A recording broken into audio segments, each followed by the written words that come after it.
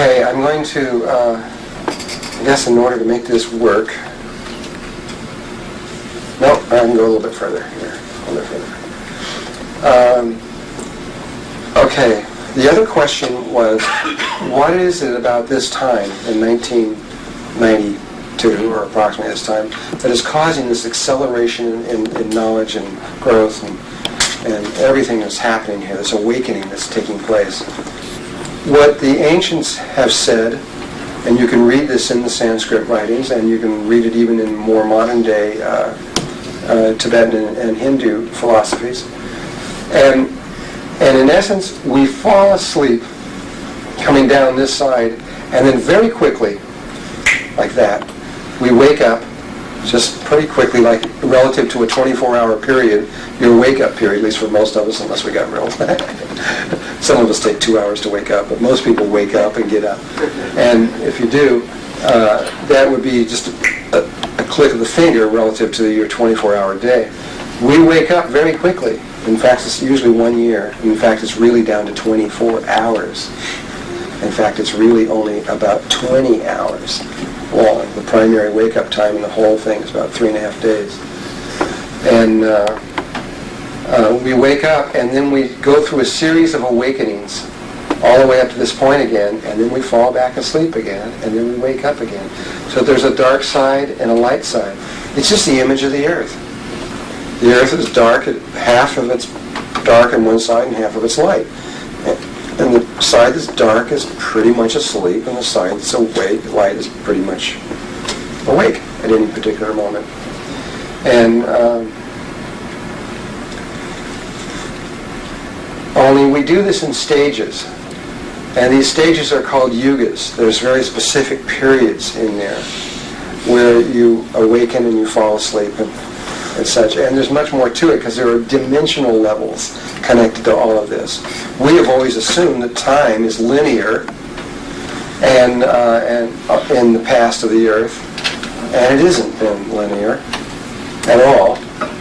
And there's been, and without truly understanding the nature of time and the nature of the dimensions and what is happening there, to try to date something is just ridiculous. It has nothing to do with anything at all. But we do it anyway. So, and to be clear here, right at this moment, in 1990, 1991, 1992, we're sitting right there in the orbit. We're sitting right on that place between being asleep and waking up. We're sitting right at sunrise. And it was the male that kept us alive and protected us into the darkness. It's now been shifted to the female, and the female will take us back into the light. And again, the male will protect us back into the darkness. Now, this is not a static circle repeating itself like a phonograph record. This is a piece of a helix. So every time we fall asleep, and when we wake up a little bit more and hopefully don't fall quite asleep. We wake up a little bit more each time, repeating this. Only thing is that last time, we're here right now. When we come back to just here, just 13,000 years ago, a little less than that right there, something happened that when we fell asleep, we went more than asleep, we went unconscious. I mean, we got a big blow on the top of the head. Something dramatically happened, which I'm going to describe in just a little bit. It actually started about 16,000 years ago. The result that happened here, and I'm going to spend a lot of time explaining what happened. When you know this image here, and you apply it to the history of the earth, and you look at the archaeology and what happened over all those things, it'll make perfect sense. Without understanding this, you cannot understand archaeology. Cannot possibly understand why the Egyptian culture, which started right about in here, would come out in full bloom in its greatest glory and then go downhill. Why the Sumerians went downhill, the Babylonians went downhill, the Akkadians went downhill. Always the oldest part, always being the clearest, most intelligent, most awake part of the culture, and systematically going worse and worse and worse and worse and worse and worse until they just died out. This because they were falling more and more and more and more asleep. And this is the most asleep time. This is called the Kali Yuga.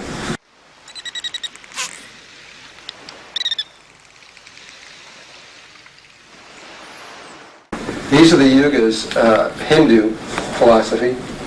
This part of the yuga is called the Sattva. There's the descending and ascending the yugas. This is the Sattva, the Treta, the Dwapara, and the Kali Yuga. And then you got a descent, an ascending Kali, Dwapara, Treta, and Sattva Yuga. And this is the Kali Yuga down here. It's about roughly a couple thousand years or long. They put them at different lengths of time. There was a period in here that we just came out of just 900 years ago where we were just sound asleep and snoring. I mean, they call it the Dark Ages and everything. It really was. I mean, we were just asleep. We didn't know what we were doing. And there's all these people running around. All the books and everything that were written during that time, they were written by people who weren't awake. Got to be really careful about anything that was written in the last 2,000 years. And there was a lot of secrecy that was done.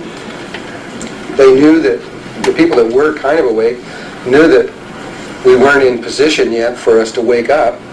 And so the people that had some kind of awareness would keep things, and they would put it in secrecy. They would write it down purposely incorrect, so that if anybody got a hold of it, but their school, they would tell them what the key was. But then those books survived, and then we read these books, and we think, well, this must be how it is, when it was a lie to begin with. Or they didn't even understand what the heck somebody was talking about the yugas. A lot of people, especially the Hindus, put some of these yugas at 100,000, 150,000, 200,000 years, when they're talking about a cycle that's only 26,000 years long. And they didn't know that. They didn't even understand what the patterns were that were underneath it.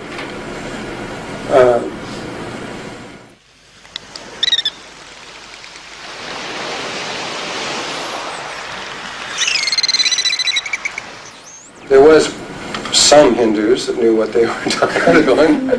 One of them was Sri Yukteswar, who was Yogananda's guru. He put the cycle at 24,000 years, which, considering where they were at that point, that was really pretty good. That's only off by 800 or 900 years on each side, and it was pretty good. But look, there's one thing I want you to notice about this one.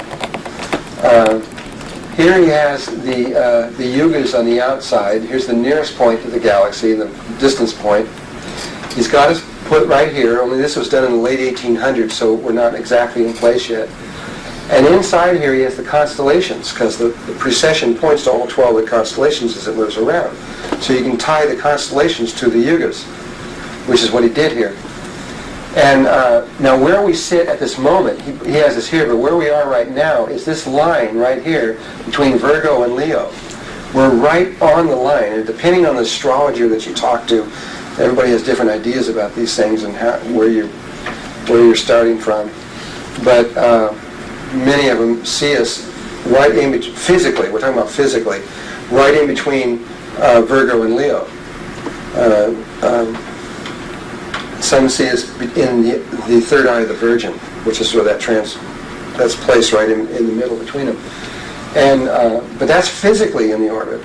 But if you were to look out across the heavens, you see us going from Pisces into Aquarius. So we're moving we're right on that line between Pisces and Aquarius. We're about to move into the new age of Aquarius. That's not just a song, it's literally the truth.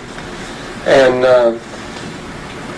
but this Virgo Leo is real interesting when we start looking at the Egyptian artifacts and the whole thing, and you look at the Sphinx, which was half virgin and half lion. And when you see that there is one of these calendars in the sand from the air, 3 miles in diameter, marking all this stuff on the ground invisibly, but clearly. And that is that when you calculate all that back and you put all the thing, we're going to do this a little bit later, and where are the Sphinx physically sitting on there, right in between Virgo and Leo. And the Sphinx originally was a female. So many people think now it's a male, because for a while they changed it and they put a beard on it. But the beard fell off, but they changed the outer look of the face to look more like a male. But originally, according to all the ancient writings, that was a female and a lion. So, this understanding here of the precession of the equinoxes and the astrological signs is real important to understand why this moment of 1990s is so important, because we're in that place right when the sun's coming up. And you can read about in the ancient Sanskrit how they describe each of the yugas, what happens to us normally as we fall asleep and wake up in each one of these things. And when they talk about coming into the Dwapara Yuga, where we are right now, they talk about how we start becoming involved in inventions. They even talk about electricity. They even talk about flying in the sky. You know, the airplanes and all the stuff that we become involved in all this technology and everything. And then they draw this line down the middle. And suddenly we throw it away. We throw it out the window. And what happens is, at this point, is when we wake, these become like toys to children, our cars and all this stuff, because we wake up and we come into the awareness that we can do anything that technology can do from within ourselves, and we don't need it anymore. And a whole new level of human experience takes off from this point on, which is where we are right now. We're all will experience this in our lifetimes. And we're in place right now as of this minute. The transition could take place tonight, could take place. We could have no more than a 5 or 6 hour warning. And I'll tell you, this is a warning that once you know what it is, there's no doubt once it starts taking place. And that may be all the time you have. It really depends a lot on the people of the world and how much love we have for each other, and what our dreams are. We're in control right now. We're in a lot. We've eliminated most of the negative forces that have been controlling things. We have eliminated most of the governmental agencies that have been controlling things. And the people are in more power than they know, and that's part of the problem, is they don't know. They don't know that what they're thinking and feeling is literally creating the world at each moment right now. But I have to wait until we get a lot more information laid down before. That's going to make a lot of sense. And but then once we get in there and we become an adult there, we're going to rapidly move from there, out of there, into the fifth dimension.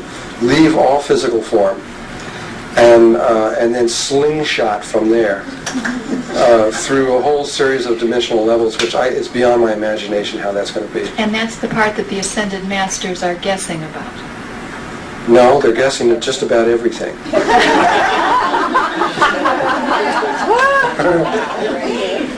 I mean, really, right from here all the way up, they just don't know. I mean, everything keeps changing. Every time they think it's going to be a certain way, then it changes. Though they're getting better at it.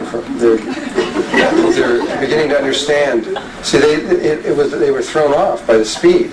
That's the thing. It's not the pattern so much. It's the speed at which the evolution is taking place. So if we were thrown, if we were able to slingshot all the way to, let's say, the 12th dimension, would that disallow or perhaps obviate the need for the precession of the equinoxes as far as our participation in falling asleep and waking up? We're going to be out of this level of earthly consciousness or awareness very quickly. I don't know when. I don't think it's even if I did know the moment, I wouldn't tell you, because it's not healthy to know. That's like knowing when you're going to die. I mean, it doesn't help you at all. You're better not to know. And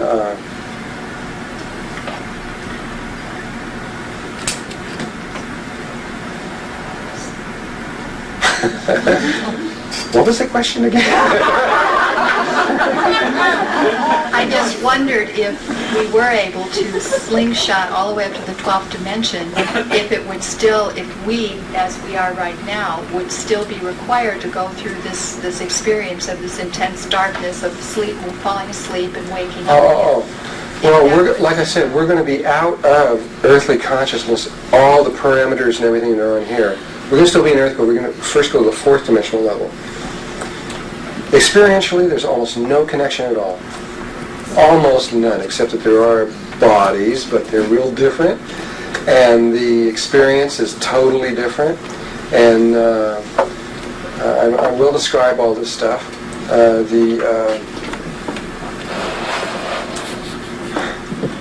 It's just a different, totally different way of being.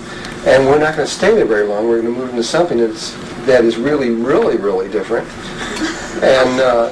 And then we're not even going to stay there very long. So all we can really talk about is this one step of just kind of moving from here over to this next step where we still have bodies, but they're... I have another question to try to clarify about the yugas and is that an entirely different thing?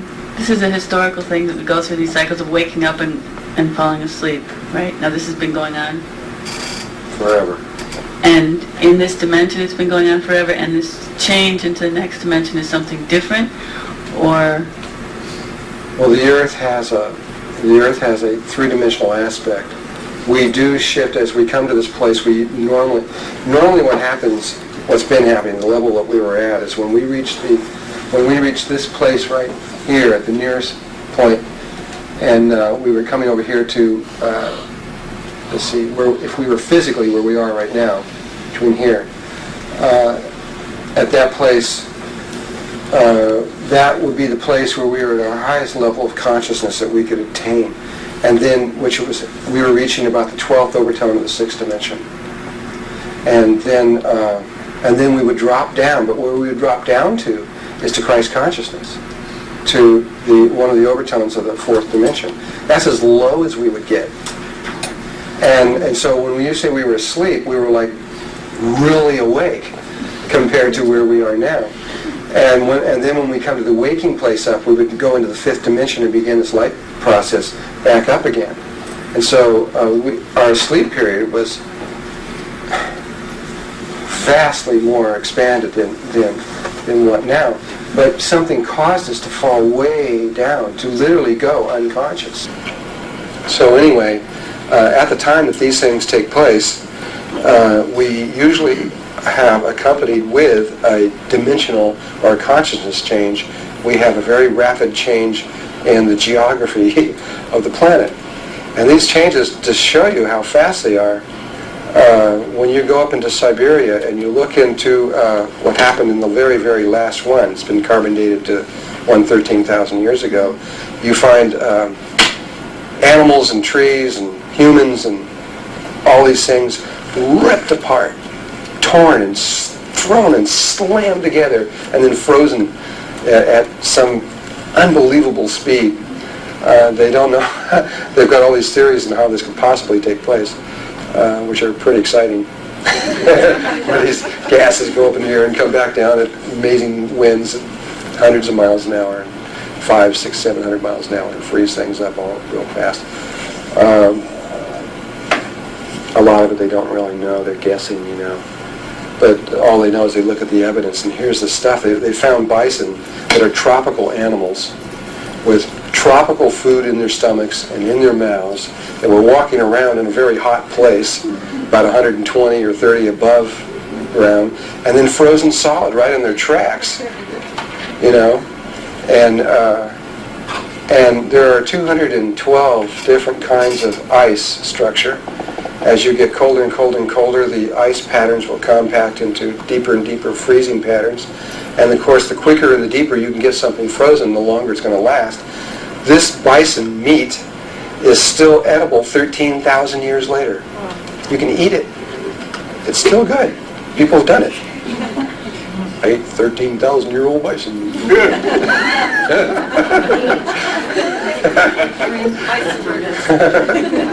Bison burger. And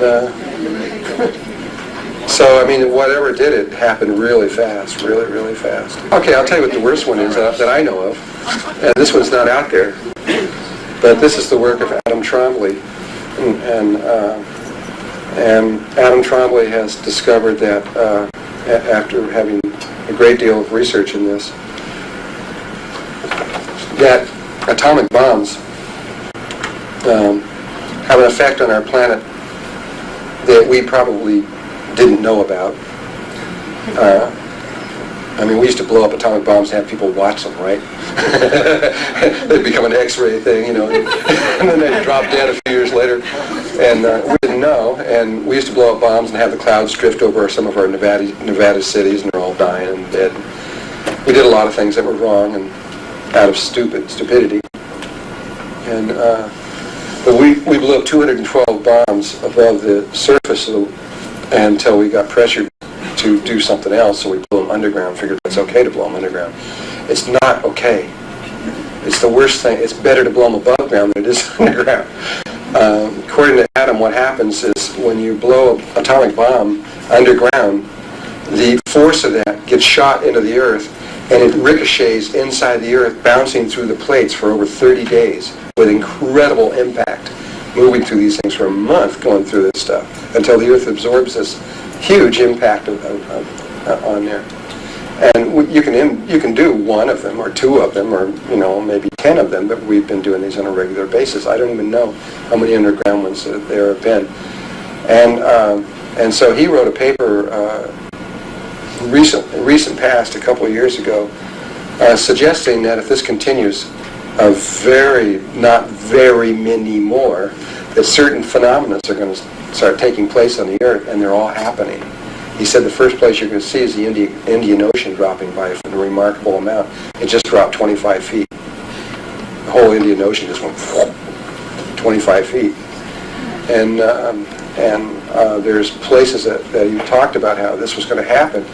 And he believes that if we keep doing it, the earth will just blow up. Just fall apart. Pieces everywhere. So that's the worst case scenario I could think of. And we were on red when the Indian Ocean dropped and certain other things happened that conformed exactly to what he said. We were on red alert, military and governmental levels were on red alert, and probably still are, relative to this whole situation. But I would not be surprised if they wouldn't go blow up another atomic bomb, even though they know that it may be the last one ever. Because of some, I don't even think I want to even talk about it. There's some other stupid stuff they're doing that they really want to blow these bombs up for that are just stupid. But anyway, it's there's something called the Flexion crystals, and it's something that was discovered in 1927. And the governments of the world want to complete this project, and it requires blowing up atomic bombs. And because whoever finishes the project will kind of control the earth, because the technology will sit, and they've come so far along, they're almost there. That's what the crystal place in White Sands, New Mexico, that's being built right now. That's what the primary purpose of it. The Flexion crystal is if you take a piezoelectric quartz crystal and you shoot a protracted radio beam of a very specific frequency and wavelength down the C-axis of the crystal, it causes the crystalline, the ions of the crystal to begin to rotate. And when they hit a certain angle, the crystalline lattice structure breaks apart and the crystal disappears right before your eyes. And the crystalline atoms migrate into space and reform into a larger crystalline atom. And so you get this, a little, say a 2-inch crystal suddenly disappears and reforms a few minutes later 2,000% bigger. So it'd be 40 inches long. I guess that's what it is, instead of 2 inches. And Well, that would be interesting if it was just that. But the other thing is that the crystal lifts off the ground. It levitates, and it levitates with. It will lift huge. A 2-inch crystal will lift 5,000 or 10,000 pounds off the ground. And not only does it levitate and lift a huge amount of weight off the ground, but it moves in the force of the c-axis with tremendous speed and force. And so, but the one that they're mostly concerned with, even more than that, is that a Flexion crystal absorbs 100% of all energy that passes through it, and so and retains it in the lattice structure somehow. Nobody knows how. You can blow up an atomic bomb, and it'll absorb an atomic bomb and release it as electricity through many different kinds of means, even mechanical means, or release the bomb just by striking the crystal. And so there's all kinds of purposes and reasons for that. And I believe that that's what's going on, specifically since the Japanese have gone around systematically over the whole world and bought up all the piezoelectric crystals on the planet, just about. There aren't any left hardly anywhere. And you can't do it with synthetic piezoelectric. It has to be natural for some reason. And so, and I think that, and I know that the Russians, the United States, and Japanese are all working on this. And I think the Japanese have either figured it out or are so close to figuring it out that they want to make sure they had the world's supply of it. So they bought it all. They've got it all over there. So I don't think there's hardly anything left anywhere.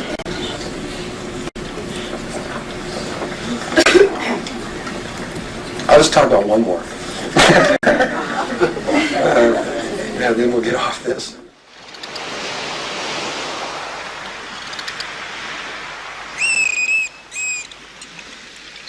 And that is AIDS.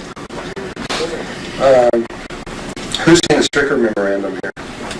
And quite a few people. Dr. Stricker was one who has carefully watched the AIDS epidemic, and if you believe his data, he says that it was the United Nations, through the World Health Organization, that created the AIDS virus. And the purpose and the reason that they did it would be a pretty obvious one, really. And what would you do if you were in their place? What if you were on the world body and you came to the realization that the world's population was going to double in 10 years? If the world's population doubles, we're all dead. We can barely handle it with what we got here right now. Imagine, if you can imagine all the cities and all the whole thing doubling in population and rapidly, they're all going to be kids. I mean, the only reason it's slowed down primarily is because of China, because China's realized this and had the wisdom to make a single, you can only have one baby in China, and that's it. And though it's caused a lot of weird stuff going on, because they all want to have male babies, so they kill the girls and make sure they only have males, and so you got all these males growing up with no females. It's really a weird situation. But it's a synthetic situation that's been developed here. But if they had not done that, we would be hitting this doubling process in about 7 years. As it stands now, I think we've got a little bit longer. But either way, no matter how you look at it, it's going to happen, and when it happens, it's all over. And then it's going to double again really quick after that, which would even definitely do us in. So the population itself would annihilate us all if we don't do something about it. We could not survive it. It would be all over. And so the world's, the United Nations, according through the Stricker memorandum, said that they had to do something, and so what they did was and he showed the actual United Nations document saying that they needed to reduce the world's population by 3/4. And let's reduce it, and we're talking about eliminating people. And so, according to Stricker, they took the virus from a sheep and this virus from a cow and blended them in a particular way to create the AIDS virus. But they already have the cure. But they'll wait until 3/4 of the population is dead, And then they'll say, we just found the cure. And that's the game plan. And it was put into the hepatitis B injections, which were given primarily to the homosexuals because they were the ones that had that particular problem. Whoever did that consciously tried to get to them, in the United States anyway. And so it appeared to be a homosexual disease. But in the rest of the world, it was not. Whoever tried to do it tried to get rid of the homosexuals and the blacks. This is pretty clear because it started in Haiti and Africa and in the homosexual community. And now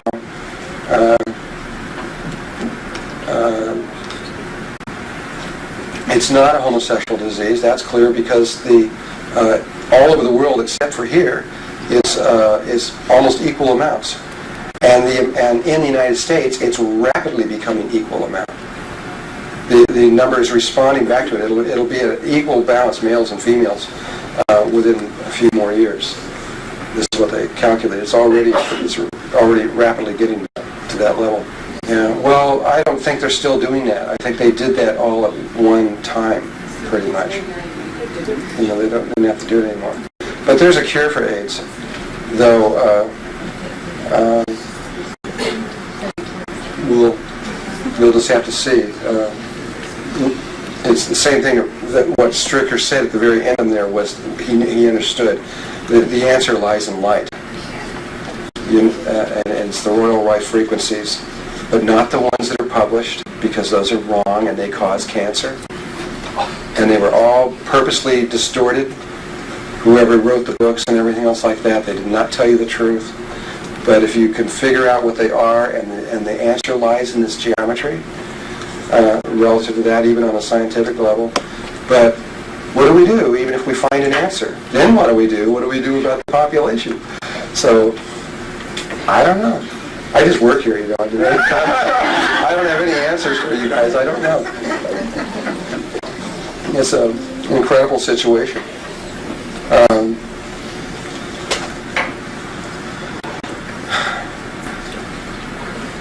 There's a tribe, and the one thing that a lot of the doctors have been very afraid of with AIDS and also with cancer and other diseases too, is that with cancer, before there ever even was AIDS, doctors had this little kind of scenario going on in their heads that they were never talked about too much to other people, but that was what would happen if cancer mutated and became airborne like a cold, which it could do.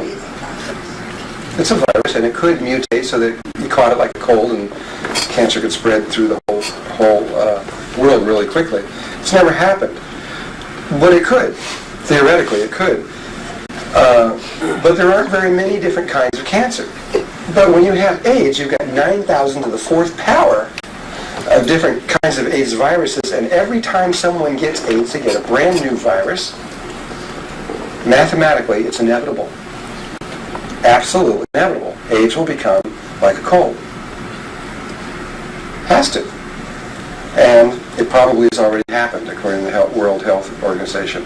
They're very concerned about it, if they are concerned about it. There's a tribe in Africa that was I guess it's been about a year and a half now. There's a tribe in Africa with 1,400 members, and they came into it. These are from little babies to old men, every kind of sexual thing you can think of in there. And every single one of them had AIDS, without exception. And they suspect strongly that it somehow became either waterborne or airborne or something, and that it's probably already taken place. And if that's the case, then it takes a few years for that to actually be going around the planet. But anyway, are you nervous?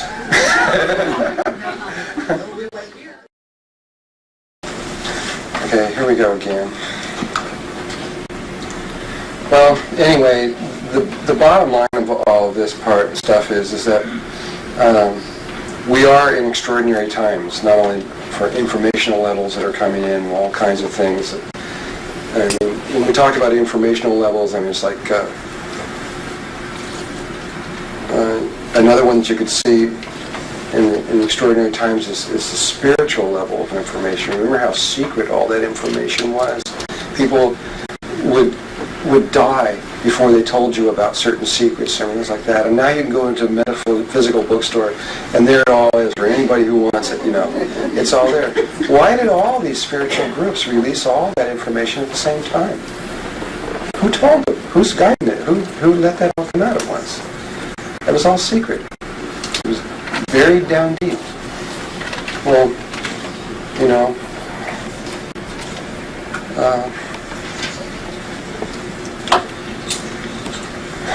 we're in a situation now where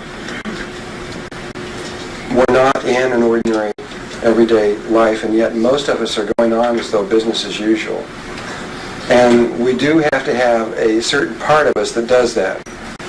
If we're going to survive this or make it through, we need to get through the daily life. In other words, we got to have part of us that continues on and pays the bills and tries to do it in the cleanest, best, and most sacred way you can. But on the other hand, to live only for that and for pleasure and to keep going at this point in the game is really, you're just wasting your time. If you think that you're going to get married and grow up and have kids, and they're going to grow up and go to college, and and you're going to watch them grow and be, we're not going to be here. We ain't going to be here that long. I don't care which one of these scenarios take over. Eventually, we've got all kinds of things about ready to crash down on us. We're in the last days. I don't care how you want to look at this.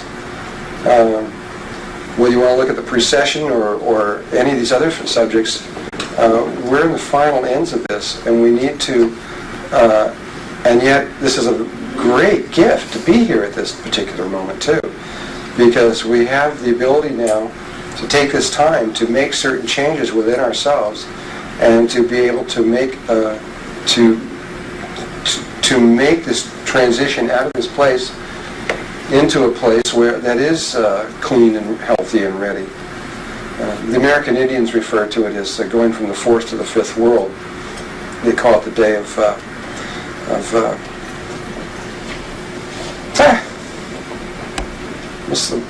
what do they call it? Are there any American Indians in here? That's it. Anyway, the day of purification, right, that they speak about, where we will go from the fourth to the fifth world. Now, there's no difference between their theories of the fourth and fifth world and the Melchizedek's ones of third and the fourth dimension. They just count the great void as one, as the first world. We count it as zero, because we don't think it's anything. And but we're both referring to the same moment. They're all ready, boy. They're all psyched out, all across, all over the place. They're all preparing. They're all ready. They know exactly what to do. They know right where to go and right where their homes are and what to do and everything. And the rest of us are, the rest of us are just sitting here, out there, just going on as though nothing's going on. And we'll finally get to the place where they'll be announcing on TV, well, don't go outside anymore and things like this, and we'll just keep right on going. So nothing's happened. Take it for what you want, but this is the time that we're either going to do it or we're not. Because you're not going to stay here. Well, you may want to stay here, but we're not going to have this third dimensional planet to be able to play around in much longer.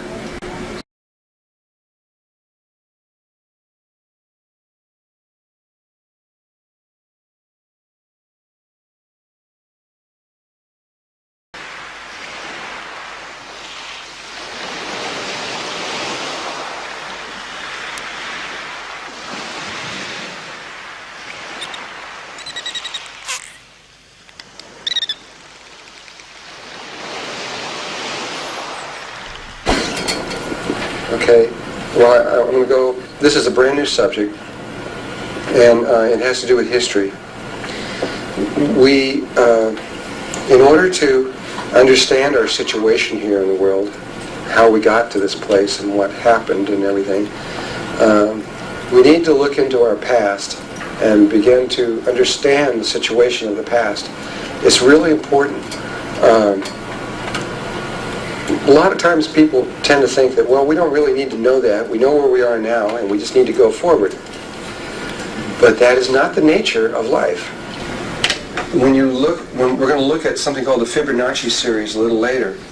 It's a series that goes 1, 2, 3, 5, 8, 13, 21, 34, 55, and it keeps going. And all it is just, if you take 3 segments of it, 3, 5, and 8, it's just you're adding 3 to 5 and you get 8, and 8, 5 and 8 you get 13, and 8 and 13 you get 21, and 13, 21 you get 34. It's an adding. This particular series is called the Fibonacci or Fibonacci series, and it is linked to many different aspects of organic chemistry and organic life. And specifically to one of them, of the areas, is plant life. And plants, when they grow, they tend to grow according to this particular series. In other words, the plant will grow 1 leaf, and then it'll grow 1 more, and then it'll come out with 2, and then 3, and then 5, and then 8.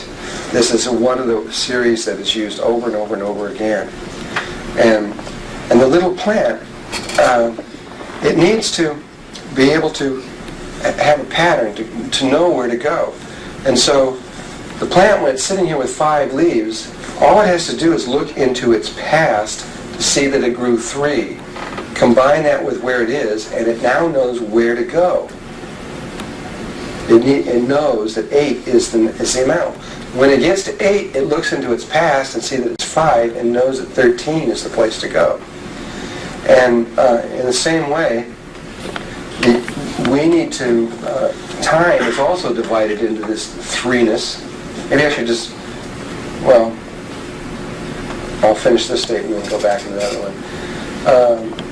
Time, we have this past, present, and this future. And in order for us to know where the proper place for us to be or what to do in the future, we have to combine our present with our past. If we don't know what our past is, we're lost. Absolutely lost, no matter what you think of yourself or where you're going. You don't know where you're going. You don't have a future. A future could be anything. You don't know where it goes. And so we need to know what happened and what got us to where we are in order to proceed. And just to take this one step further, we live in what is often called good and evil consciousness and sometimes called polarity consciousness. You know, where things are good and bad and black and white, etc.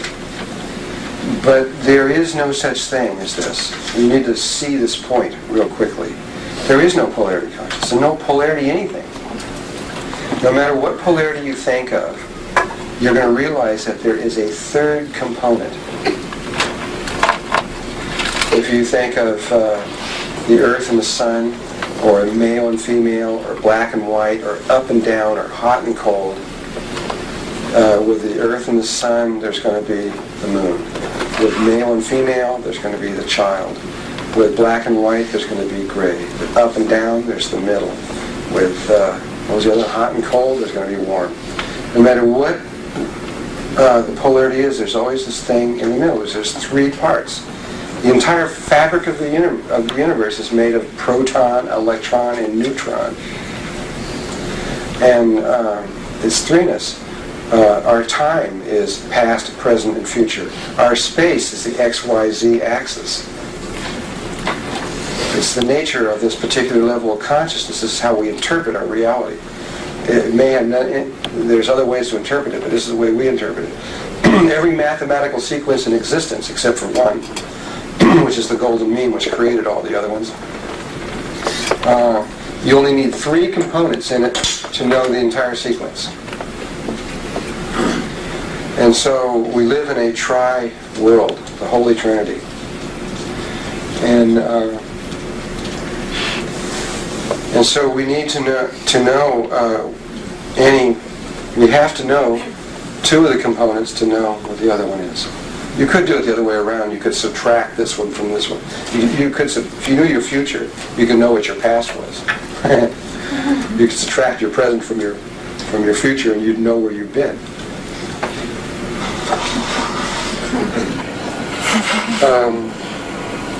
And so, for this reason, I have been asked to discuss history for about 2 hours or something like that, for a long period of time.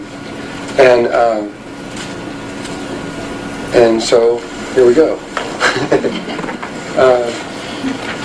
Now, I'm going to combine, first of all, I used to give this history lesson strictly from Thoth's point of view, who is someone who's been around here for a long time. Thoth just says, well, there were these giants on the world. And that's where he starts out. He says there was these giants here. He didn't say where they came from or who they were or what they were. He just said there were these giants. It isn't just Thoth who says that. If you take the Bible and you go into Genesis and you go to chapter 6, which is a very interesting chapter, it says, "And it came to pass when men began to multiply on the face of the earth, and daughters were born unto them, and that the sons of God," this is plural, people, sons of God, "saw the daughters of men, and that they were fair, and they took them wives of all of which they chose. And the Lord said, My spirit shall not always strive with man." This is another statement people have wondered about. "For that he also is flesh. Yet his days shall be 120. And then number 4 it says, "And there were giants in the earth in those days."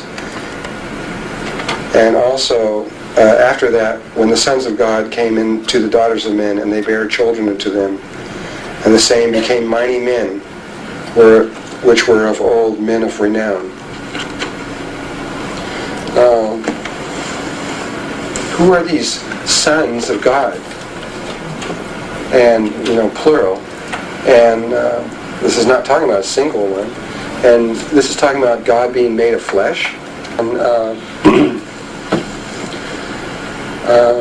according to Thoth, on a fourth dimensional level, there were 7 of the giants that came together and dropped their bodies and merged themselves into spheres of light, and that these formed the flower of life pattern, and that a flame appeared, which was about 4 feet tall, a blue-white flame, which was pure prana, which is life force energy, which became the ovum, the female ovum, and then that was put into the halls of Amente, which is a dimensional fold in space that the Egyptians talk about, which is really the womb of the earth, which is where the starseed and all the 500 million years of races have been created from. This is a whole other subject. This halls of Mente is usually out beyond the bubble. There's a membrane outside the earth we don't know about, which is 440,000 miles out, and on the other side of that is usually where the halls of Mente is located. It's a dimensional fold time that moves with the earth, but on one overtone higher than the earth. So it's not visible to the earth, but it's very accessible. And it's folded into the shape, the outside of it anyway, it's folded into the shape of a womb. Anyway, the flame was placed there, and as soon as it was placed there, according to Thoth, there was a family, 32 members of both 16 males and 16 females from the star Sirius, who were the male outside, the sperm that comes from outside the system, that came from the alien aspect that came from outside the system to come in and be the daddy. And it was all prearranged and ordained on all kinds of levels, on very high level of consciousness, whatever they're in the part where they think an orange they could have one in their hand and peel it. They thought that there were 32 slabs of rose quartz granite laying there around the flame, and there was. And they laid down male, female around this flame and merged or conceived with the flame, the ovum. For 2,000 years they merged with this. You see, in human terms, birth takes so long and conception takes so long, and the whole process is 9 months, but on the planetary level, it's much longer. It's the same process, just much, much, much longer. Then you go back to the actual physical archaeological records, and you go back first let me throw another side trip in here.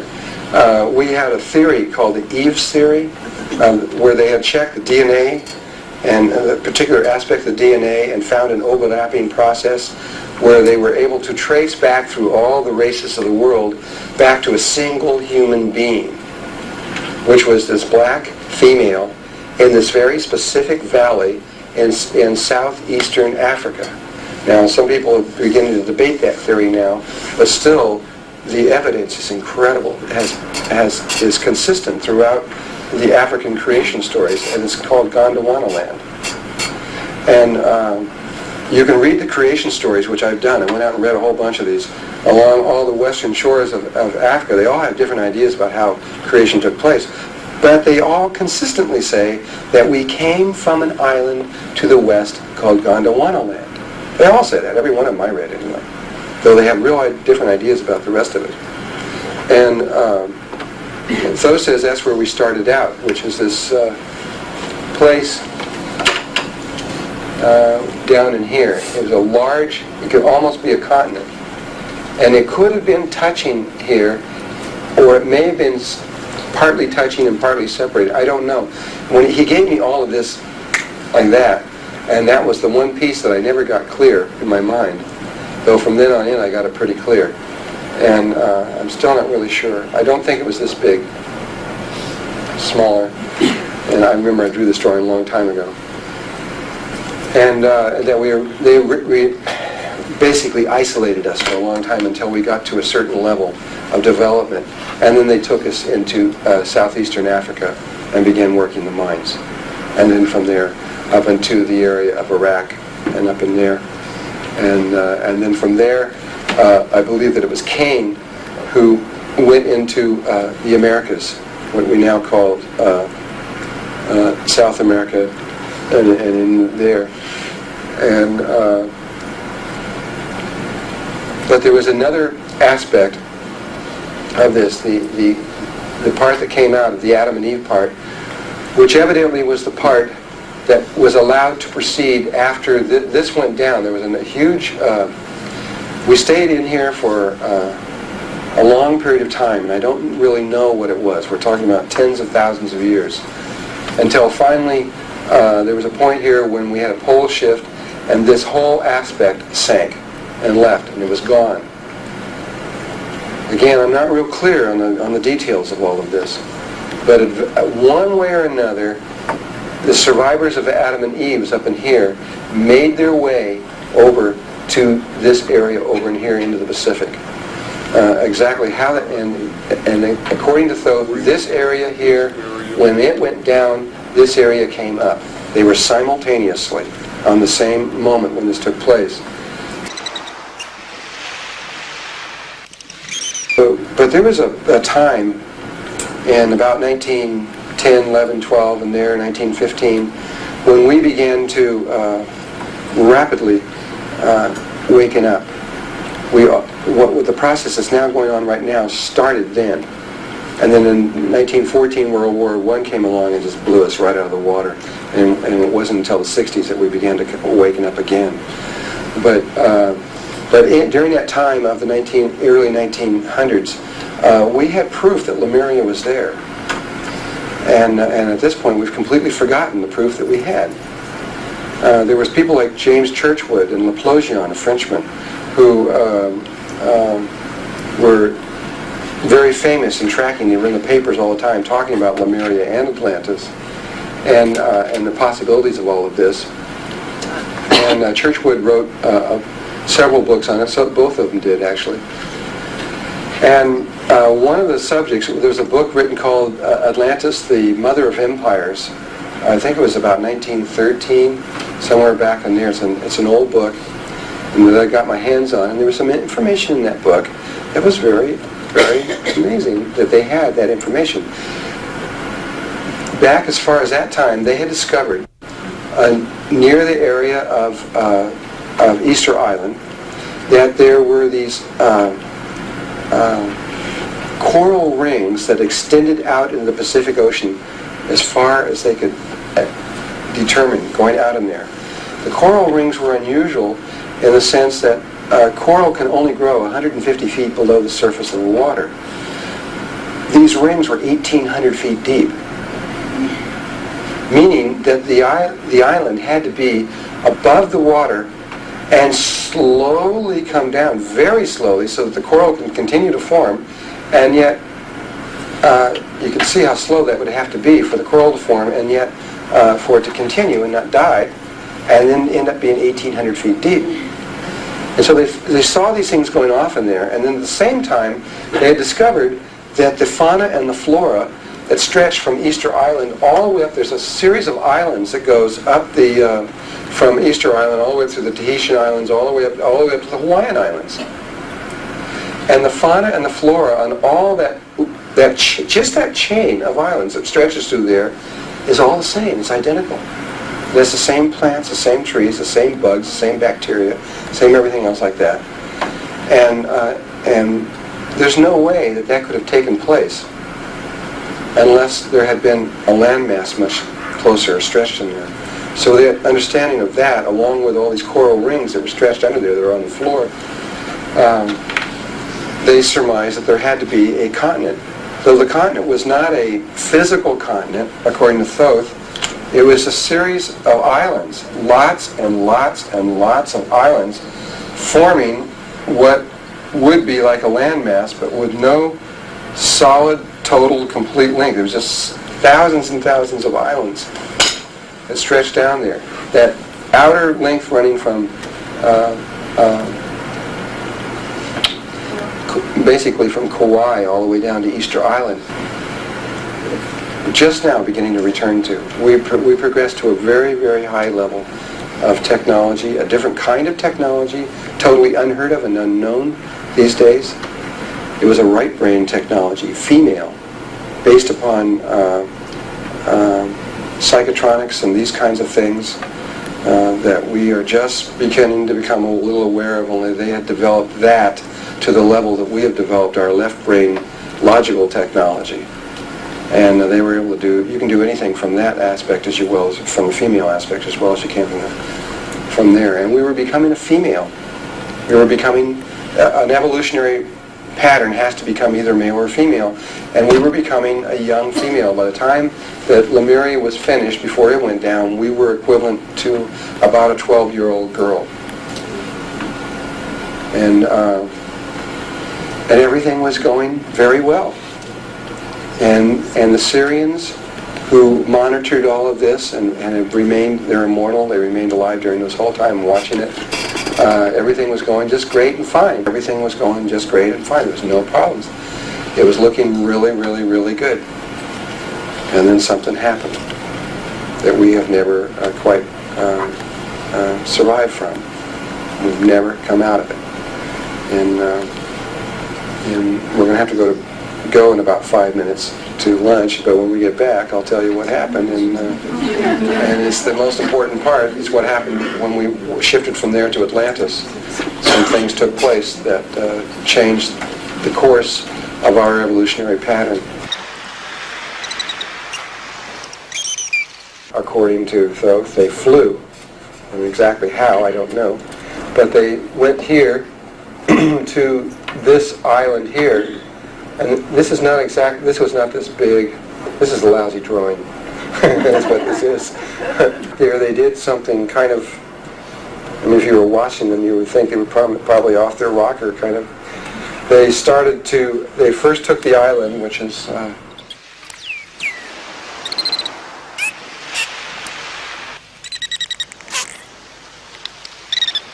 it looks kind of like that. And the first thing they did was they made a wall right down the middle, dividing the island in two. This wall was about 20 feet thick and about 40 feet high. It sealed it off. There's no way to get from one side to the other. And then they built a minor wall running this way, dividing it into 4 quadrants. What they were doing, without understanding the human brain too much, if this was a person's head, that's their nose, I guess. They were looking down from the top, you have these left and right hemisphere. You have the left hemisphere over here and the right one here. And the left one is male and the right one is female. But then there's another division in there, like this. There's a front and a back aspect of this. And this front one, if you were to put this word love here, the left front aspect of the human being sees everything logically. In other words, it sees it like it is. Of course, it sees it upside down and all that stuff, but anyway, it sees it logically like this. But the right side over here inverts it like this and sees it in a mirror image, one back to the other. And this one is logical, and this one you could say is not logical, but it has its logic to it. But this one also has a reflection. It goes like this. And then there is another reflection that goes like this.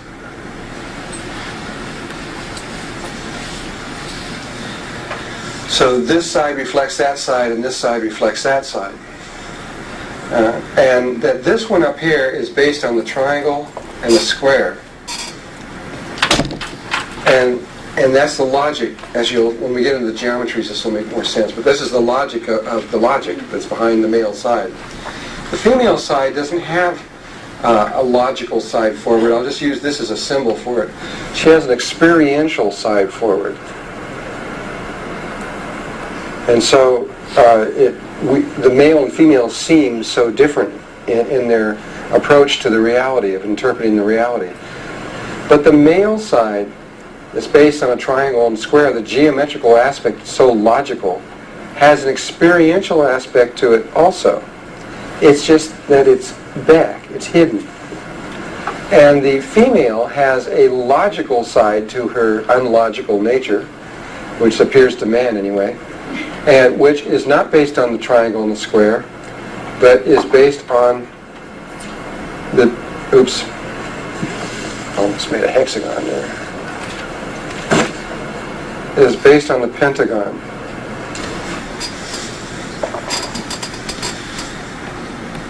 And so there is this logic. Both sides are absolutely logical if you understand what's going on. She's just as logical as he is, but based on a different kind of logic. But she's got a mirror image thing where her experiential thing is forward and his experiential thing is to the back. And by experiential, as you'll see here, and I'll try to demonstrate this even to us here, is that every single line in sacred geometry has a human experience associated with it. And so all your geometry has experience, but experience always has geometry associated with it. Even love. You would never think that love is geometrical, but it is. Our scientists have already established this, beyond any doubt. It's way back in there later, but later you'll see this. I'll show you the geometries of it. But there was a man, one of the first persons that I know of was Dan Winter out of New York, Eden, New York, who was doing the research of someone else, actually, I believe. And he was putting people on biofeedbacks systems onto monitors so they can see what was happening in a sine wave pattern, and discovered that it's in there. Yeah, no, I don't need it though. Discovered that there were people, that there were a very specific sine wave signature associated specifically with every emotional response. And so that they could get to the place where they could have people in other rooms just looking at the screen and just looking at the sine wave signatures and can tell you just what that person's feeling. But by studying the sacred geometry around the sine wave signatures can be reduced to angles, and all angles can then further be reduced to geometrical patterns. Or the other way around. You can take geometrical patterns or shapes and find out their angles and reduce them into sine wave signatures. People like Michael Helios is one who's real good at that, converting shape into sound. And And so what Dan found out is that there is a direct relationship between emotions and sine wave signatures, and then through work discovered that there were very specific shapes associated with that, and then through deeper work discovered that there was very specific geometrical pattern behind all emotion. That there was one pattern that tied them all together. And that pattern, we'll see a little bit later what that was. And then there was another person called Klein's, right? Where I've got an article out of a Wall Street Journal here, where he also has totally on his own in another direction come up with the same thing, that emotions have a shape associated with them. And so it seems so weird to say this, and you're like, love has shape. I mean, except when you see it walking down the beach, maybe you see it.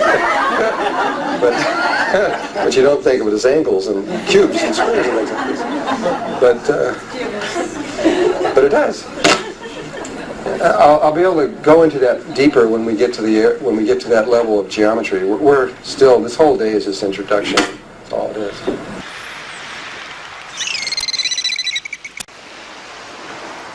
On the main island,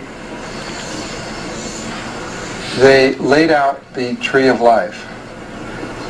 They did this. Is this right?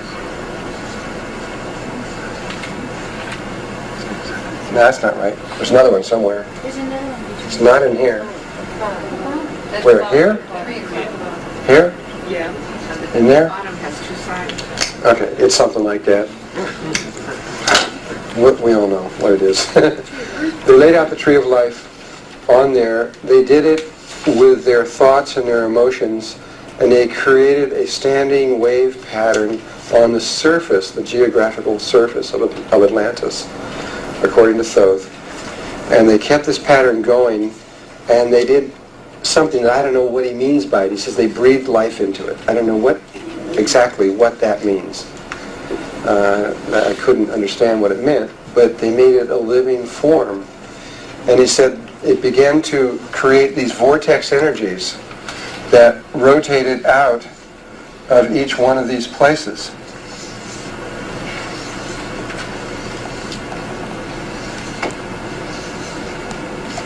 And that there were 8 of these places that were, well, let's put it another way. The survivors from Lemuria were then called forth to come, and they all in their own place, and they just knew that they were supposed to go, and they began to migrate across the country over toward Atlantis, and they made their way toward there. However, remember, they were equivalent to about a 12-year-old girl. They were immature. They had not completed themselves. And there were certain areas of experience, of human experience, that they had not completed. And they had only completed 8 of the 10 areas. Now again, I don't really know what that means either. But there were 2 areas in here somewhere that they had not completed. And so when they were pulled to Atlantis and they were brought here, they were pulled to these spots. These spots, by the way, he said, this pattern was laid out on the surface to the accuracy of a single atom. So we're talking about an extremely accurate pattern. And these cities were placed on these exact spots. There were eventually 10 cities, 10 major cities in Atlantis. And but the survivors from Lemuria went to 8 of these places. There were 2 places that were completely vacant. It was just nobody's nature yet. Nobody had developed into that nature. And then, and what life does, I mean, I don't know if these guys thought about this far enough along the line when they were doing this, but what happens with life is you leave a space open and life fills it. It's just automatic. What I like to use is like the freeway. You know, when you're on the freeway and you let the car in front of you get a little bit too far ahead of you, fills right in. It's the same kind of thing.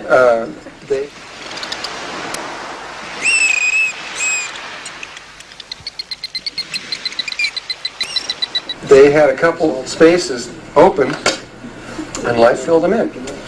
The first one, the one that came in first, was from extraterrestrial. I don't know where it was from, and he never really clearly made this clear. But they were not a problem when they came in. And they got permission. They asked permission to come in. So there was nothing illegal or anything else like that. But this was the Hebrews. According to Thoth, they came from somewhere else. They had failed. They did not make it to the next level and had to repeat it. It's like a child going to school over again in another grade. They had to repeat it over. They were extremely advanced race relative to us because they had been through a lot of things that we were about to go through. And so when they came in, they brought in a great deal of information that we didn't even know about yet or anything. And there was no real problem with them. And if it had not been for the next one, I don't think there would even be a problem today. It would have been probably a very clean integration. However, the last one, the 10th one that came in, was a real problem, and is a problem from the moment they came in, the very moment that they came in, to this very moment right now. And the struggle has still been going on. And it sounds funny where they came from. Again, realize I said this on tape 7.5 years ago. When I first started saying it, it sounded even weird to me, but I had to repeat what he told me. And I had no kind of external evidence to support this in any way at all. But he said that they came from Mars. And that and it wasn't from Mars of today, or even close to today, but it's from Mars from a long, long time ago.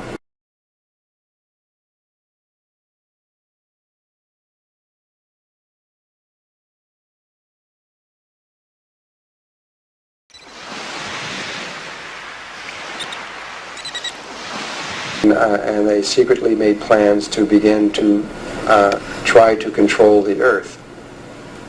The beginning of a secret government, going all the way back to Atlantis.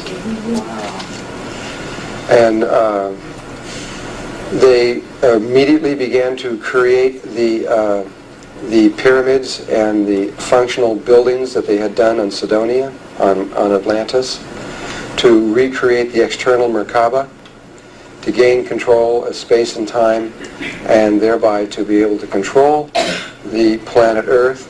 They lost control of this huge counter-rotating field of energy, and was not able to, and I mean really lost control. And I'm sure it scared the pants off of even those guys. And it began to rip open the dimensional levels around Earth. Primarily the lower dimensional levels. In fact, I think it was totally the lower dimensional levels. It could have equally been the higher dimensional levels, but that isn't what happened. And it would have been better if it had been. It would have been a much easier situation to heal. But that isn't what happened.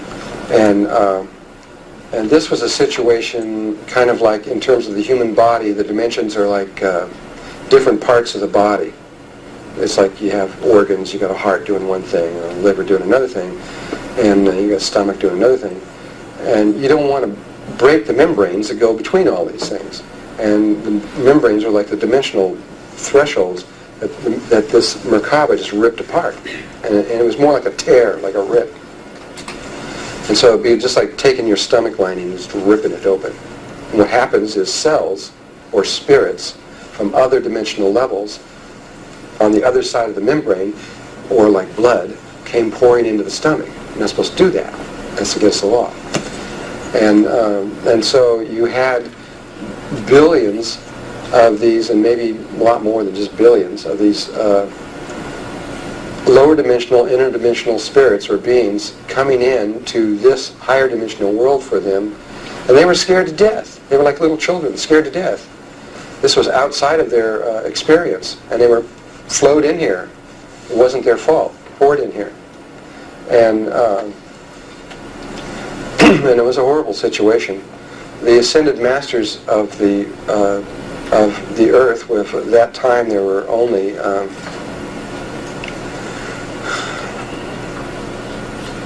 about 1,600 of them, did everything they could to heal the situation and act as rapidly as they could. And they did a very good job, and if it had not been for them, it would have been all over. We would have lost this place. It would have been gone. We'd have lost it. But they managed to seal up the dimensional levels, and they managed to get most of these spirits back into the place where they're supposed to be. But not all of them.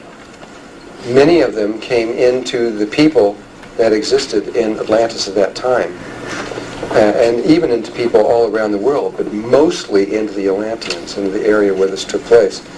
And they just went into people, and so the people were no longer alone in their bodies, but they had anywhere from 1 to hundreds of other people in their bodies with them at the same time. And it was horrible. And there was like an internal war going on and struggle. And everything began to degenerate horribly. All the systems broke down. All the emotional bodies and that, all your kinds of systems of all kinds of levels that we call culture, all broke down to nothing. And total chaos ensued. Disease became rampant, and in the last 40,000 years of Atlantis, it was a living hell. It was the worst, much worse than anything you can conceive of on Earth. It was absolutely terrible everywhere. And it was looking like if it continued the way it was going, Earth would just die. And I mean a real permanent kind of death, where not this environmental stuff where the Earth could restore itself, but a real permanent death where it would just not be able to be used for its real purpose, which is a starseed to seed cultures and races to go out. And so they didn't know what to do, and so they called in many of the different consciousness levels from all over, from galactic levels to all kinds of places and things. I don't know if Galactic Command was called in on that kind of level, but there were a lot of levels of life that were asked for help. And nobody really knew exactly what to do. There had been kind of a plan that had been taken place before, and so that was looked at, and after a while it was finally decided that's what they ought to do. And again, what they were looking for was a situation where both sides would win. Both the Martians would come out of it, and the Lemurians would come out of it in such a way that they could become friends again and keep going and keep growing through this whole situation. It's kind of like looking for a situation where the Israelis and the Arabs can both live together and be happy. Not easy, I mean, when you got hate going back and forth and all kinds of weird stuff and everything's in chaos, it's really hard. On the other hand, you can't just go down there and just shoot all the Martians or shoot all the Lemurians or whatever, because the higher consciousness knows that that there is no such thing as death. There's only transformation, and that they're tied to the evolutionary pattern, so it's just all going to recycle back again. The problem would just be delayed for a short time. It wouldn't solve anything, so they were looking for a real solution. Meanwhile, it's getting worse and worse and worse. They finally decided that they were going to wait till this particular moment over here, because that's the moment of transformation. They know that you can make certain kinds of consciousness changes and transformation at that time that would be easier then than at any other time. It's the proper moment for that kind of thing. So they had to wait for 4,000 years, or whatever that number difference is there. And then when they came about 200 years before this is when it really began, right in this little, just a couple hundred years before that time, right in there. What it was decided is that they would synthetically put the planet. They knew that we'd already dropped down through the levels, down, down, down, down, because of this experiment. The experiment was still going on and was still out of control, though they had managed to confine it to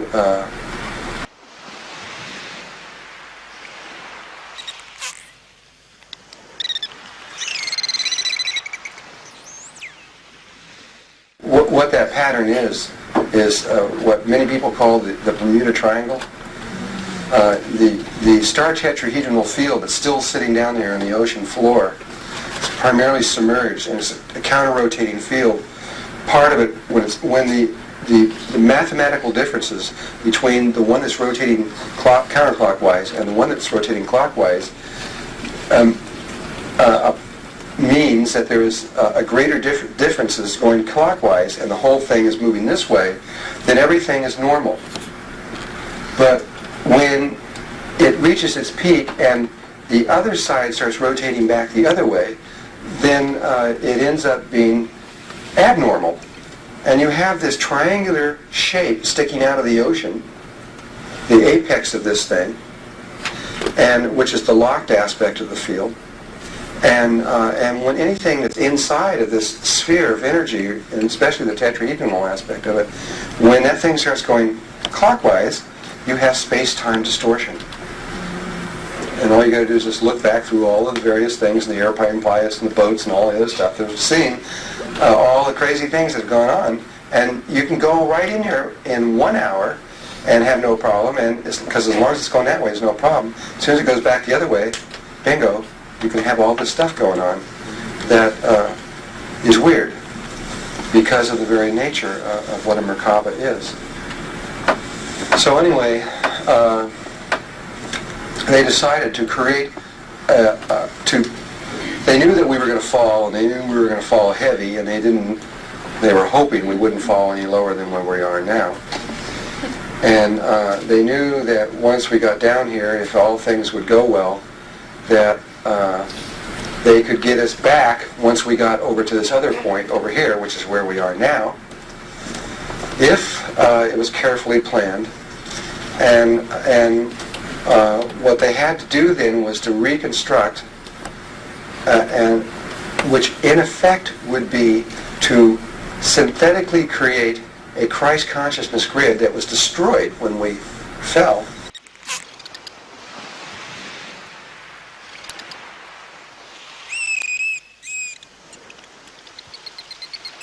A new Christ consciousness grid for us, which is actually something that wouldn't normally happen.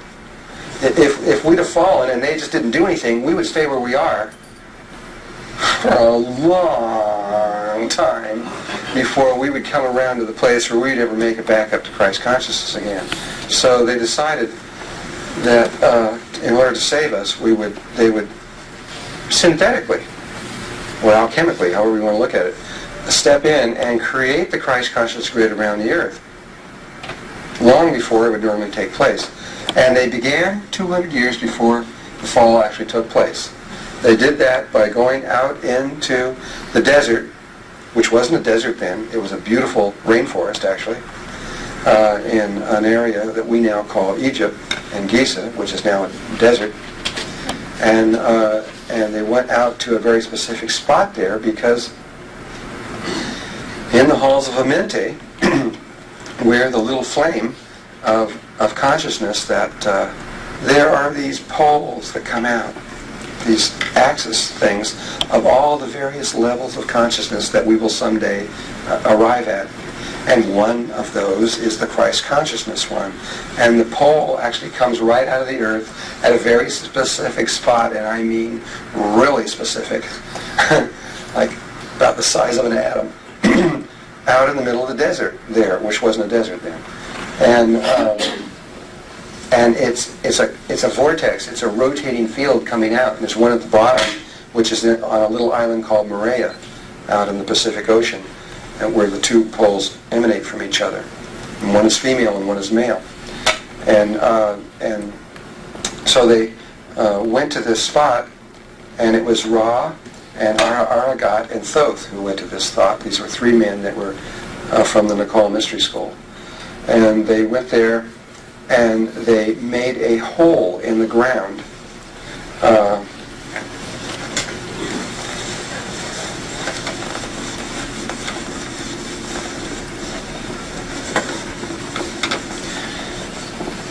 which was just sort of nothing there. They just made this little hole in the ground. Only the hole was about, well, I don't know, 6-8 feet around, and it was lined with bricks, and it went for 1 mile into the earth approximately. You'll understand here a little while why they did this out of stone and didn't use sophisticated metals or things like this, which would be more high-tech looking and more sophisticated in some ways. There's a very definite reason why they chose to use natural materials. And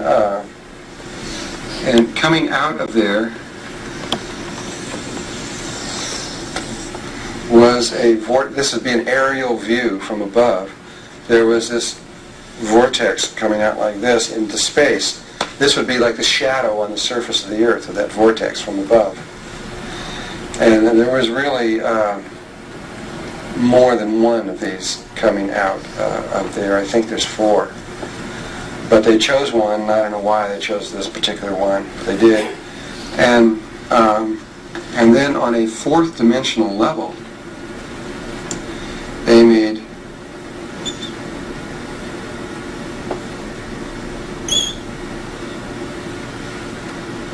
three pyramids that were lined up, so the apexes were lined up precisely on the spiral. And then they created this one, which is now called the Great Pyramid. These 2 were created much later, but they were 4th dimensionally created there in the first place. And then there's actually 6 more little pyramids that were made there. They were timing devices. And then over in this spot over here, they built a building which the Egyptians did not find until about 8 or 9 years ago, maybe. I was there in 85, so it's been, time goes by, doesn't it? It's been 85, 80. It's been over almost 15 years now, I guess, that when they first discovered that. There's a building there, and if you go there, you'll see that there's only about that much of the building left, the foundation. It's a golden mean rectangle building, and I think it looks like it. And they have taken aerial surveys of this and found that the center of the whole, the south face of the building, and the north face of the Great Pyramid, which I don't have this lined up right, but it'll be over here. These things are all in a perfect, flawless line. They can't see it at all. And there's like about over a mile between these things. And it's so perfect that they just can't conceive of how the Egyptians could possibly have done that from so far away. But there it sits. And this line between this whole thing marks the center of this hole. So, and then later they have discovered that there is another one out there about a block away, and another spiral coming around through this whole thing. This one, they have discovered, is a Fibonacci spiral, and this one is a golden mean spiral, which we'll get into this later, showing that they actually knew the difference between these whole things. They were perfectly lined up. But a little later we'll talk about all this, because this is real important, because from an Egyptian point of view, you could not resurrect if you didn't know the difference between the Fibonacci spiral and the logarithmic spiral. It was essential for their particular resurrection philosophy. And I'll say this, though, the proof has not come out, but eventually it will. Because Thoth said this one, not only is this laid out in a logarithmic spiral, and golden mean spiral, but all the sacred sites on the planet are laid out on either golden mean or logarithmic spirals, and they are all mathematically delineated back to this single point here, or actually it could be probably the one set is delineated here and the other set is delineated there. But that's the origin of all of them. All the temples that go down the Nile are all laid out on these logarithmic spirals or Fibonacci spirals. But everything over the whole planet is. And I don't think there's any exceptions to this. Though there might be. There's exceptions to just about everything, but there's not going to be much if there is. And what many people are discovering now is that the whole system is holographic. that once you know one building, you can determine what the next one's going to be, and you can keep doing this all the way through. That there's an interrelationship between all these various times and cultures that are all over the world, that there was a greater mind working through all of this, that the Peruvians were not working on their own, that the Mexicans were not working on their own, the Tibetans and the American Indians, all these various people, that there was a greater mind doing all of this. And the evidence keeps pouring in daily on that this is true.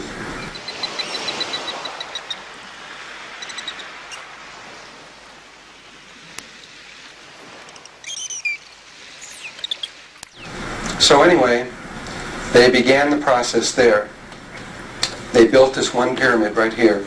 They then built a huge city, a city of temples really, underneath the Great Pyramid, which they have located some of the rooms of this, though they do not understand it because they're in the Nile. They found them. They're inside the Nile with water flowing around them, but there's no water in the rooms. But they go way deep into the earth. The Great Pyramid sits on a huge mountain of solid rock. And underneath that, in the apex, that rock structure that's underneath there is a complex designed to hold about 10,000 people. And it never quite needed that many, but they made it a little bit bigger than they needed. Eventually, it held about 8,000 people at its maximum point, because that was how many people reached immortality on the earth toward the very end of all of this. So they built all of this stuff, laid out the whole things, laid out the whole patterns, and then went back and sat on the land for 200 years and watched everything degenerate it even further. And then finally, no more than hours before Atlantis sank, they went back to this little place, which was called the land of Klim, which meant the hairy barbarians.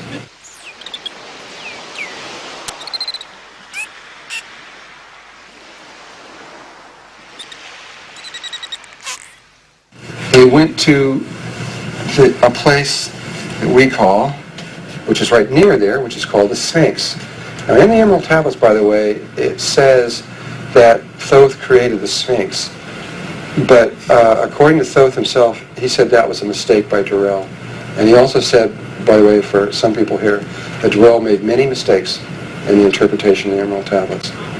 That there are many, for example, in Durrell's interpretation, when he talks about this ship that I'm about to talk about, he says that it had atomic motors. This was interpreted in 1925, or 27, somewhat 1925. And that was the most far out thing that Durrell could think about. But actually, there's no motors in there at all. You don't need anything because it's a Merkaba. It's a Merkaba resonance field. So it locks on with a living Merkaba field and is activated. It runs off thought and emotion. It doesn't require motors like we know. But anyway,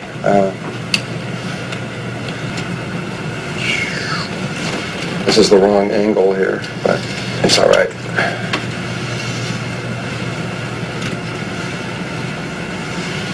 The Great Pyramid has a missing capstone. It has a big piece off the top. There's all kinds of ideas about where that missing capstone is and everything. According to Thoth, it's in the halls of records. It's 5.5 inches high. It's solid gold, and it's a holographic image of the whole thing with all the little rooms in it and everything. And it's a miniature of the Great Pyramid. And that's it was not really a capstone. That's a big piece that's missing out there. I think it's 24 feet square. It's not just a few blocks that are missing. When you get up there, it's like a room. It's a big, flat, huge place. And what it is a landing platform. This is according to Thoth's teaching. And the ship was flown back to... They got into it. Thoth was the one that flew it the last time. Ron R. also got into it. It used Thoth's spine, though, to activate it. And then They raised it to one overtone higher than the Earth sits on, allowing it to pass right through the Earth, up into the atmosphere. And they flew it to Atlantis. They picked up the rest of the immortal beings that were there. By this time, there were about 1,600 of them. And, is that right? Yeah, about 1,600. And then they, he said that they got no more than about a quarter mile up away from the surface when all of it, the last bit of Atlantis went into the water. They all sat there and watched this thing go in the water. And then they flew from there to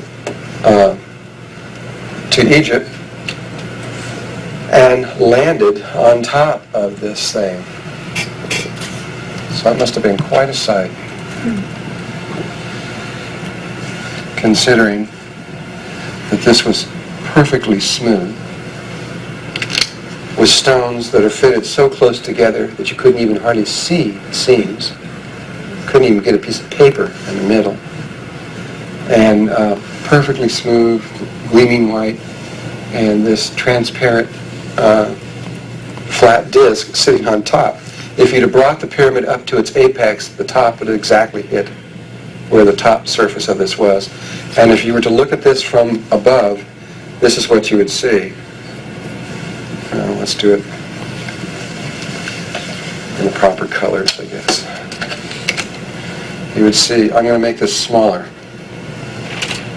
You'd see the pyramid like this.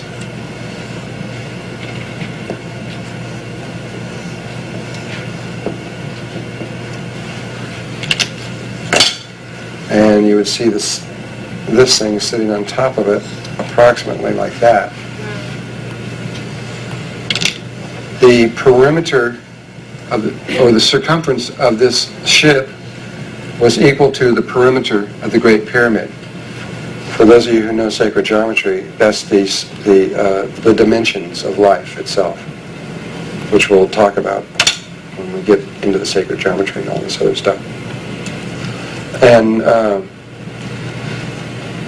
And he said they no sooner landed on there, locked in their fields and everything. Now remember, this is an entire group of 1,600 people creating a group Merkaba that is a rotating field where there's a star tetrahedral pattern moving in here and a bunch of other ones, which I'm not going to get into. And then there's a spherical pattern in that. And then a huge Merkaba field around that.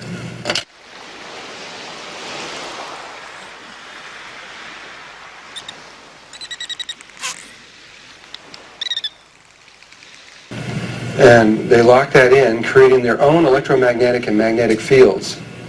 Very, very important in a pole shift, because when the pole shifts, what happens is, for hundreds of years prior to the pole shifting, the magnetic field begins to decrease, going down and down and down and down, which our science will tell you has been going on for 500 years on Earth. It's been getting weaker and weaker and weaker and weaker for 500 years. And now beginning to migrate and move. This is the reason the whales come in and land into the beaches and things, because they're following these ancient magnetic lines, which have been a certain way for a long time, which are now distorting and moving into land masses, and they're just following these things right into there, which are not supposed to be there. It's all getting distorted and changed and getting weaker. We will come up to a place right prior to the poles shifting when the magnetic field of the Earth will just collapse in. It'll go away. There won't be any. A little later, I'll show you an article here that they have just discovered something brand new in the human brain. They haven't discovered anything new in the human body in 300 years. They just discovered something, and that is that the cells of the human brain have magnets in them.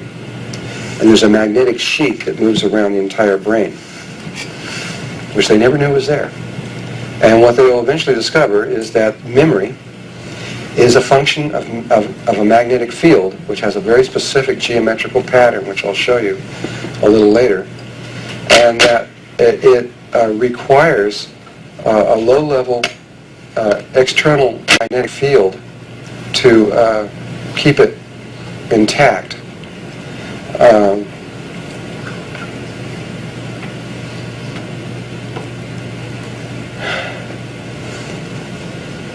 And not just any kind of field. It needs the earth.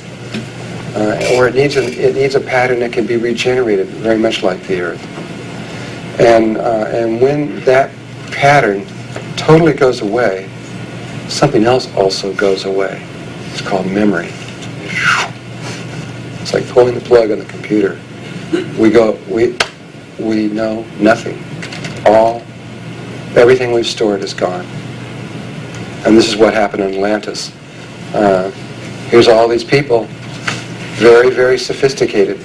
You would really be amazed at how sophisticated they were, and where they were at, and what the levels of awareness they were at.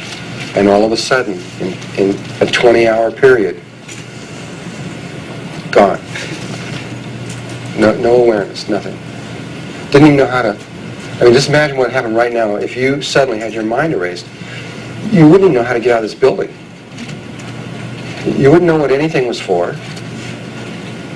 It would just be like, it would just be pure survival. You would still be alive, you'd be conscious, you'd be aware. But you wouldn't know what anything was. You wouldn't know how to open a door. You wouldn't know anything. And these people were right back to figuring out how to make fires and keep alive and stay warm. And right back down to the basics again. But not these guys. Because they had created their own Merkaba field, which keeps their memory intact. And again, the definition that I'm defining immortality is the memory that stays intact. And so once you get your Merkaba, the living field Merkaba in place, you can keep your memory intact under any conditions whatsoever. Even under conditions that you would not imagine that this kind of field could possibly protect you under, like an atomic bomb blowing up or something like this. Wouldn't affect it. You could be right in the midst of it and it wouldn't even affect it. You could walk away from it. And because it's the basic creation pattern, what created all this stuff. It's what we created the whole thing with. It's what we stepped in with it, and it's the doorway out.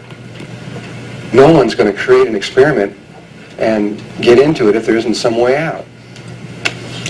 And that's the way out. And so this magnetic field kept their memories intact while everybody else's was erased, except for one group of people, which I still do not understand how they did it.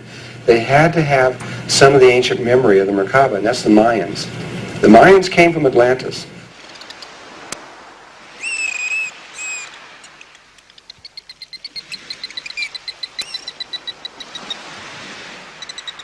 There's a document called the Toronto document. Let me see if I've still got that.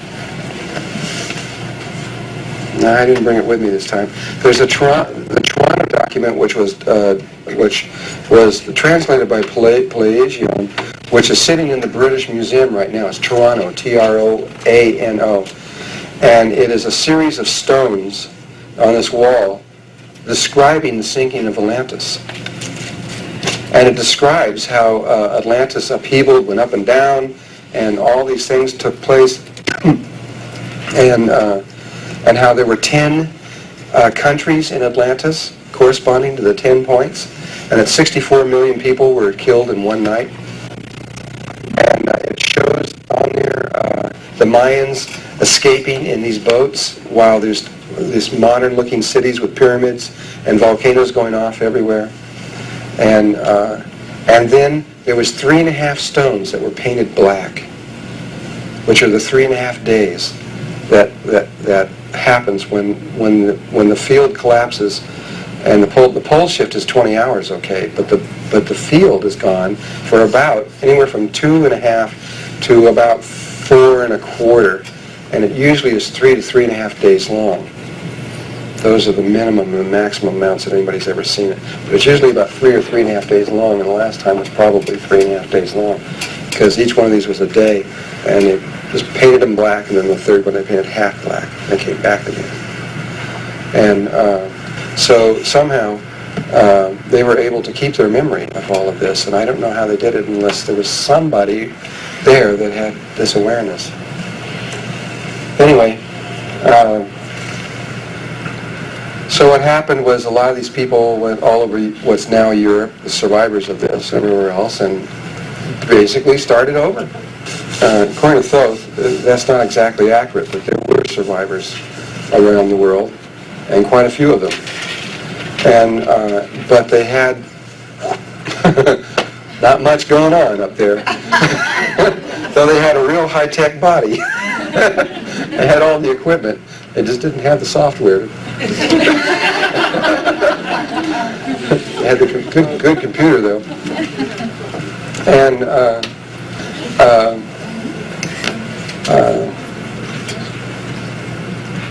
so anyway, after this, after the deluge came back, after this all happened, the deluge, by the way, was the poles that were where Hawaii, etc., where they melted completely. That was part of what was going on. But evidently there was another thing going on also, which science is now coming up with. In the Bible, it talks about the springs that began to come forth and all of this. Now, has anybody seen the evidence now that they're bringing forth? What science is pretty. They think that there was a huge amount of water in the earth, like a ring around there, and that it began to come forth in just like huge amounts. And there's a lot of physical evidence of this. That the earth was literally just deluged. And on top of this, not only did the poles melt, which would have risen them 200 or 300 feet, but there was much more water coming out of the center of the earth in all of this. Anyway, the Great Pyramids, by the way, were covered with water for a long period of time to about the 2/3 level. This is one of the proofs that the Great Pyramid was not created in the fourth dynasty, as they say. And they don't want to hear this, though, but the evidence is there. The ship was then flown to the island of the sun, where, first of all, Ra got out here by an opening through the top into a room that sat at that exact level where the water level was, at the 2/3 level, which that room has not been found yet, but Thoth says it will be. And when they do, they will find that it's made out of red, black, and white stones. And that it was where the ceremony, that Ra came out of there with about 1/3 of the people, held a ceremony and left from there to the underground city, and that and it was Ra and the approximately 1/3 of the ascended masters of the Nakal Mystery School that began Egypt. The ship was then flown to Peru, specifically to the island of the sun on Lake Titicaca in Bolivia, and Thoth got out there, and that's where he handed the rod to Marcos, and who became the first king of the Inca Empire. And Thoth stayed there in Peru. It became the love. He loved it there. When I went to Peru, you could tell by the way he's, and over here he was telling me all these places. In Egypt he wouldn't talk much at all. He doesn't like Egypt, I don't think. But he liked Peru a lot. He had a baby in Peru. I think that's what did it. It softened you up. And anyway, and then the ship was flown to the Himalaya Mountains, where Ara got off, along with about another 1/3 of the people. And 7 of them flew the ship back to the Sphinx, lowered it down in that room, where it remained there until just a few years ago, where it was brought back up into the air by a 23-year-old Peruvian woman who is now controlling the airways. Right now, it's really up to her what happens on a lot of levels of life. And I'm going to leave all of this concepts of things, and we're going to head into Egypt, though. However, before we do, I'm going to allow questions to be asked here, because we've gone a long time without any. And we've only got about 20 more minutes, and it's 9 o'clock already. We'll have to work real hard tomorrow. Egypt is the area that we're going to focus on. Those 3 areas, Egypt and Peru, which includes the Yucatan all the way down to Peru, and Tibet, in that area up in there, those were chosen because of the nature of the Earth's geometrical and geomancy fields. Egypt became the male aspect of the Christ consciousness grid. The Yucatan Peru became the female aspect of the grid, and the Tibet became the child or the neutral energy of the grid. And there are pyramids in all three of those areas. Huh? That last sentence, please repeat. Tibet became the neutral or child energy of there's the mommy, daddy, and baby energy of the field. Everything is mommy, daddy, and baby in one way or another. And that female is the Mayan, Peruvian. I'm not going to talk about those other two places very much, though my experiences there and everything were really powerful for me, and I learned a lot being in some of those places. But I'm going to focus mostly on Egypt, mostly because the vast majority of people that come to this workshop have Egyptian-based backgrounds, though not always. And it depends. Sometimes I don't, but I think this one is for sure. And we're going to go to Egypt also because that happened to be the only place or area where survivors from Atlantis and the Nokal Mystery School were located at the same place, because in the other ones they were not Atlantean people who survived that, but different races. There's Incans and other races besides the Atlanteans. And we're going to look at the Sumerian and Egyptian cultures as they unfolded and what happened in all of that. That's what we're going to start in when we start in tomorrow. And we don't have too much more of that to go into, and we'll eventually focus in on one very specific area of Egypt. If you talk to most Christians or a Catholic right now, they will tend to look at Egypt as being a cult and not a very healthy place to get information from, and I agree with them. There's only one tiny little speck of light that came out of Egypt, and that was for 17 and a half years. That came out of one little dynasty.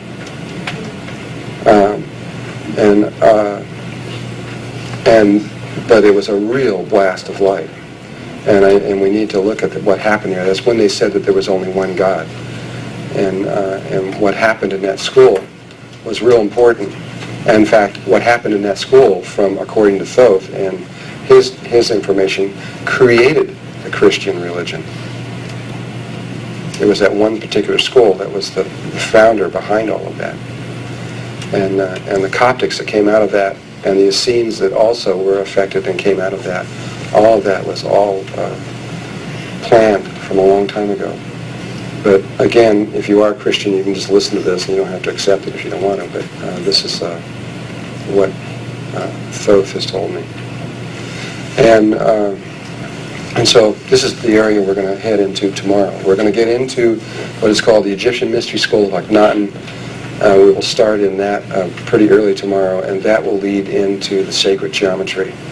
And we'll begin to get out of this kind of talking about history and going into very, very specific aspects of human nature and the mind.